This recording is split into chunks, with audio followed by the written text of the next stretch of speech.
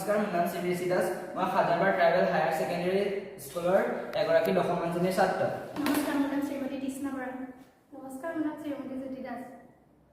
আমি যিহেতু মাজুলী অঞ্চলত বাস কৰোঁ, মাজুলী অঞ্চলৰ যিবোৰ পানী পাওঁ এইবোৰ পানীসমূহ আইৰণযুক্ত, আৰু এই আইৰণযুক্ত পানী যদি আমি সেৱন কৰোঁ তাৰ ফলত বিভিন্ন ধৰণৰ ৰোগ হ'ব পাৰে, আৰু এই ৰোগৰ ফলত কম সময়ৰ ভিতৰতে মানুহ মৃত্যুমুখত পৰিব পাৰে। এই সমস্যাৰ পৰা আমি সমাধান কৰিবলৈ হোম মেড ৱাটাৰ ফিল্টাৰ পদ্ধতিৰে এই পানীটো আইৰণমুক্ত কৰিব পাৰোঁ। ফাৰ্ষ্টত আমি ইয়াত শিল ল'লোঁ, শিলৰ পিছত ইয়াত ফুটা কৰি ল'লোঁ। ফুটা কৰাৰ পিছত আমি বালি ল'লোঁ, বালিটো ইয়াৰ ওপৰত দি ইয়াত 2টা তৰপ হ'ব। তাৰপিছত আকৌ আমি চাই আৰু অঙঠাৰ যিটো হেৰিটো ইয়াত দিলে 3টা তৰপ হ'ব। তাৰপিছত আমি ইয়াত পানী দিম।